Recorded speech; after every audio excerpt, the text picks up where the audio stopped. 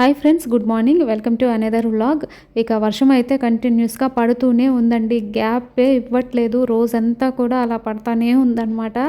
Main కొంచెం gap అన్నా వస్తే బాగుంటుంది, కానీ అలా పొద్దున్న లేచిన అంటే పొద్దున నైట్ అని ఏం లేదండి. ఇంకా కంటిన్యూస్గా పడతానే ఉందన్నమాట. ఇలా వచ్చేటప్పటికి వారం రోజులు పడేటప్పటికి చిరాకు వచ్చేసింది. ఇక లాంగ్ వీడియోలో చెప్పినట్టున్నాను, హాలిడే ఇచ్చారని. మండే ట్యూస్డే 2 days ఇచ్చారు వీళ్ళకి. ఇక వీళ్ళు ఇంట్లో ఉంటే కామ్గా ఉంటారా, ఏదో ఒక పెద్ద పని చేస్తూ ఉంటారు. మనం అయ్యో అనుకుంటాం, కానీ స్కూల్ ఉంటేనే మేలు. అక్కడ ఉంటే అది దీప మారిపోదా? వర్షం పడతా ఉంటే బయటికి వెళ్ళలేరు, ఇంట్లో బోర్ కొడతా ఉంటుంది కదా. ఇలాంటప్పుడే వాళ్ళ స్కూల్లో ఏమేమి జరుగుతూ ఉన్నాయి ఏంటి అనేది చెప్తా ఉంటారు అప్పుడప్పుడు ఇలాగా.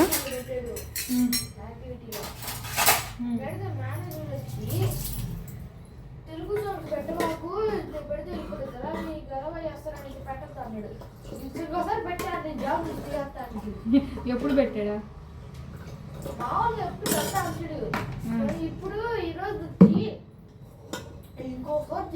మనం కూడా విసుక్కోకుండా వాళ్ళు చెప్పేటి వింటూ ఉంటే ఏం జరుగుతుంది క్లాస్లో, వాళ్ళు ఎలా ఉన్నారు, అంటే మన పిల్లలతో వాళ్ళ ఫ్రెండ్స్ ఎలా ఉన్నారు, టీచర్స్ ఎలా చెప్తున్నారు, వీళ్ళు క్లాస్లో వింటున్నారా, వాళ్ళకి అర్థమవుతుందా, ఇవన్నీ కూడా వాళ్ళ మాటల్లోనే చాలా వరకు మనం అర్థం చేసుకోగలము. పిల్లలు డైరెక్ట్గా వచ్చి కొంతమంది అయితే చెప్తారు, కానీ కొంతమంది చెప్పలేరు అనమాట. సో ఇట్లా వింటూ ఉంటే మనకు కూడా కొంత తెలుస్తూ ఉంటుంది. ఇక బ్రేక్ఫాస్ట్ అది చేసేసిన తర్వాత వీళ్ళ ఇంట్లో ఉన్నప్పుడే కదా ఖాళీగా ఉండేది, కొంచెం ఆయిల్ పెట్టి మసాజ్ చేద్దామని చెప్పి ఇక్కడైతే ఆయిల్ పెడతా ఉన్నాను.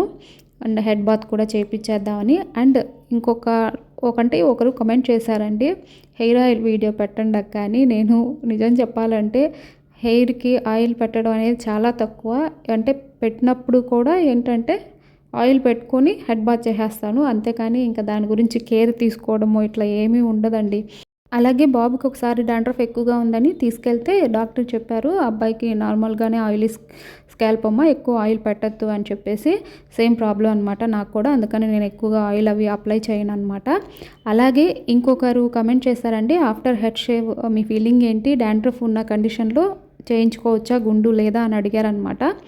ఎలా ఫీల్ అయ్యాను అంటే, నిజం చెప్పాలంటే హ్యాపీగానే ఫీల్ అయ్యానండి. ఎందుకు అంటే ఇది నేను ఒక ఇష్యూ వల్ల స్వామివారికి అయితే మొక్కుకున్నాను గుండు ఇస్తానని చెప్పి. ఎప్పుడు ఇస్తానా అని నాకే డౌట్ వచ్చేసింది అనమాట. ఎందుకంటే ఫస్ట్ ఇలా మొక్కుకున్నాను అన్నప్పుడు మా హస్బెండ్ కూడా వద్దు అని చెప్పి చాలా రోజులు ఒప్పుకోలేదు, వద్దు వద్దు అని అంటూనే ఉన్నారు. ఇక లాస్ట్కి నేను అడుగుతూ ఉండేటప్పటికి కామ్ అయిపోయారనమాట. అప్పుడు కూడా నేను ముందు వీడియో పెట్టాను, గుండు చేయించుకున్న తర్వాత కూడా ఒక చిన్నగా ఏదో అన్నారనేసి.